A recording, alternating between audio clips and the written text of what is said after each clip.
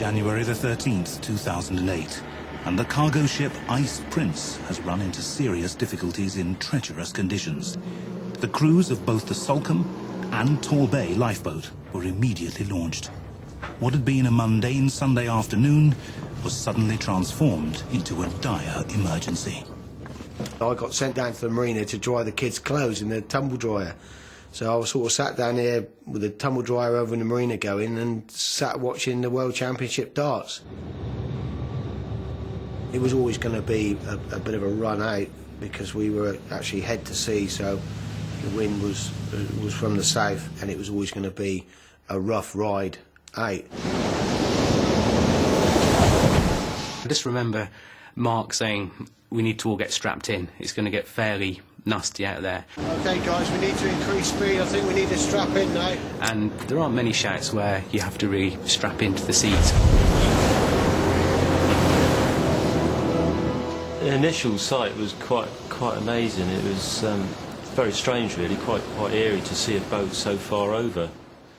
But to see a big ship like this actually leaning over at 40 degrees is something very... It's a sight you don't see very often. When we arrived, the Coast Guard helicopter was still trying to take casualties off, which was an incredibly dramatic sight. When we got there, the Torbay lifeboat was actually on scene just before us, and the helicopter was winching at the time.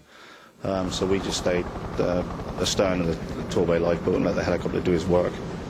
The helicopter took its full load of casualties and actually had to return to Portland with those casualties. And then I spoke to the ship afterwards and said to the master, you know, what's your intentions? His message back to me was, I'm abandoning ship.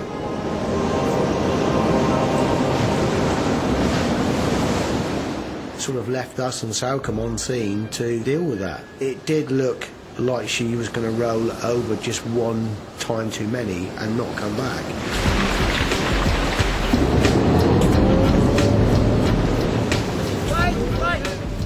The idea was just that as they came down, the crew came down one at a time, we'd pick them off. It was a case of just get in, hopefully line up, and when we got to that situation, grab them. The impression was it was going to be a difficult job because the actual Ice Prince itself was listing so heavily, but also moving with the swell.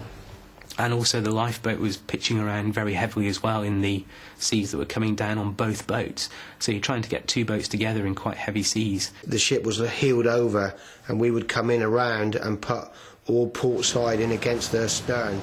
So we just made each approach and came in. As she was rolling around, we would come in and put all port side into her stern. And then really the levels then were, it's just depending on how she rode on a wave and how we came up on one, and so it went on really for the attempts to get them off.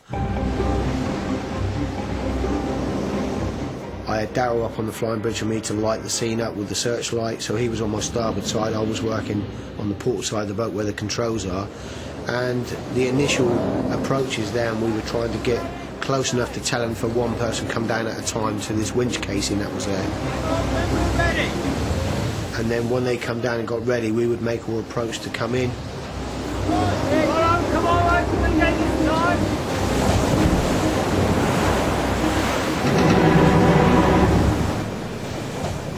And the first three come off quite easily. They had to almost take a leap of faith when the boat was in the position, because they had a 1 second window really for us to get hold of them, for them to make the movement and to get them safely onto the lifeboat. The fourth one was a little bit more difficult. He was a little bit more scared of actually making the commitment, and we approached a few times and he didn't want to commit himself to anything. And then unfortunately we caught a really bad swell on the starboard side of the lifeboat, which actually slammed us right into the side of the ship very heavily. The guy disappeared out of sight. And it was probably the worst moment for me because I actually thought we'd caught in between the boats, and I mean, obviously the potential for that would be, you know, we would have killed him.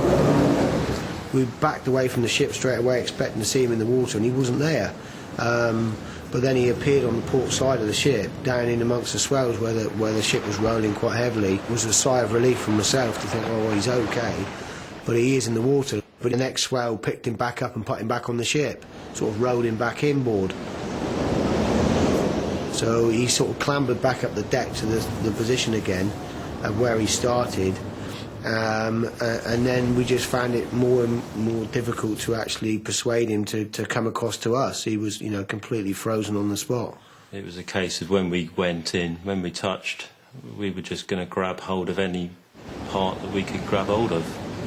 There wasn't an option, you know, they needed to come off, so that's how we had to do it.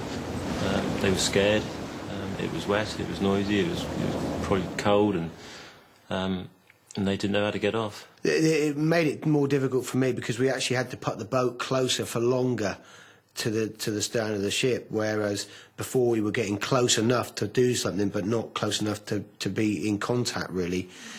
Because these guys wouldn't make a conscious effort to come across from now on, that meant that we actually had to pin the boats together.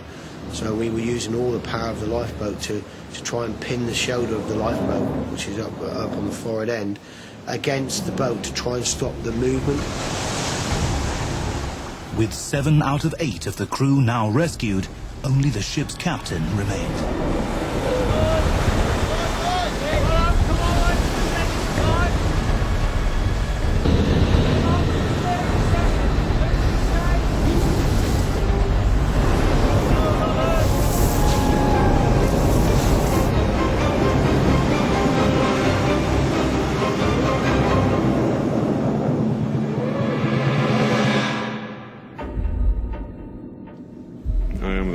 I was the last. Antoine, thank you for these persons. Thank you. What other to say? One big thank you. One big thanks for person to rescue us. For me, it was a huge relief that everybody was aboard, and more importantly to me, that none of my crew got hurt. You know, we really, you know, we could have potentially killed any one of my crew members on the foredeck working in that area. You know, there was a massive, great big stern anchor which was getting pretty close a few times to some of the crew.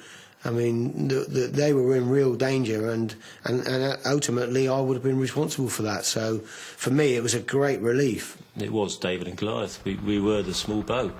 It was quite frightening how small we were. I just felt drained. You suddenly realise that you've put a huge amount of physical effort in, and you don't realise how much physical effort you're putting in at that point. The boat never let us down. I mean, we hit that boat hard enough to cause serious damage to a normal boat, as much as actually put us in danger, real danger. And it walked away with just a bit of fendering. So for me, you know, as a coxswain going out in that again, and if I had to do that job again, was the boat going to stand up to it? Absolutely, you know, fantastic. And the crew, well, they were just marvellous.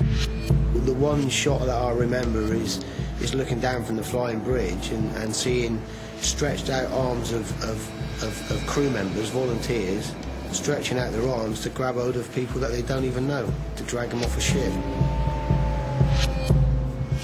The rescue was witnessed by the commanding officer of HMS Cumberland, a Royal Navy frigate that stood by on station in case you were needed. Her captain later wrote, "It was our great privilege to stand by with ringside seats to watch your determined efforts to take the last 8 people off. You handled your lifeboat in extremely challenging conditions. Your actions upheld the finest traditions of the RNLI, earning deserved respect from all involved." As I said at the beginning, I was sat down here watching the darts and drying the kids' clothes in the laundrette, and never got home again until, that was at 7 o'clock in the evening, and I got home the next morning at 4:30, I think it was, when I walked in. And my dear wife said to me, "Been out, you got called out, didn't you?" I said, "Yeah, that's right." She said, "Did you bring the washing home with you?" Your Royal Highness, ladies and gentlemen, the institution's Silver Medal for Gallantry is awarded to coxswain Mark Criddle.